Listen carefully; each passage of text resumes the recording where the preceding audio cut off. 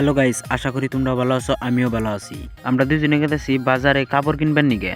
আমরা দুইজনই না, আরো দুইজন আছে। আগে আগে যে বাইক চালাই গেতাছে ওই দুইজন, আর আমরা বাইকের মধ্যে দুইজন, এই চারজনেই গেতাছি বাজারে। আমরা গেতে থাকি, আমার হাতে থেকে ব্লগটা দেখতে থাকো। গাইস, বাজারটা যে দেখতেছাও এটা কিন্তু বনগুগি বাজার। ফাইনালি গাইস দোকানে আই বললাম, দোকানদার তো আমাকে চারজনকে দেখে সেই খুশি। দোকানদারে কয় যে আজকে 4টা কাস্টমার আয় পড়ছে। দোকানদারটা আমি কইলাম যে খুশি হইয়া লাভ নাই, আমরা কাপড় কিনবার আহি নাই, খালি দেখমু।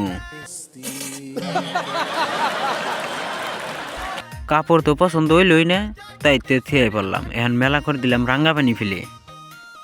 আইস, এটা কি গাড়ি জানো কি? এটার নাম হচ্ছে ট্রাক অ্যাম্বুলেন্স। গাইস, গেদি মাসের চৌকু ক্যামেরা দেখছে আর ভাই পজ দিছে। ফাইনালি গাইস কেন্দুলা বাজার পাইলাম। কেন্দুলা বাজার মানে মাছের বাজার, বাইকের মধ্যে খালি মাছের হান্ডি। গাইস, তোমরা কেউ জানি 4-5 দিন কেন্দুলা তেল দিব, তেলের নিগা আহ না, কারণ ডিপু প্রেগনেন্ট হয়েছে। ফাইনালি গাইস রাঙ্গাপানি বাজার পাই গেলাম গা। এই রাঙ্গাপানি বাজারে তোমরা কেরা কেরা আহ কমেন্টে জানাই যাইও। ফাইনালি গাইস দোকানে বললাম, দোকানে আয়া দোকানদার যখন জিজ্ঞাসা কি নিবে, কইলাম যে একটা শিকড় দিন। তারপরে গাইস আমরা শপিং মলে পড়লাম। ভিতরে ঢুকে দেখি কাপড়ের উপরে কাপড় থিয়ে দিছে।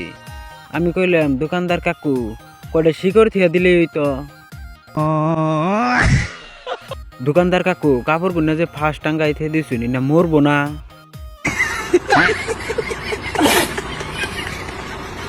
গাইস সামনে পড়ে গেল আইনে, তাই কয়টা উঠে গেলাম ফটো।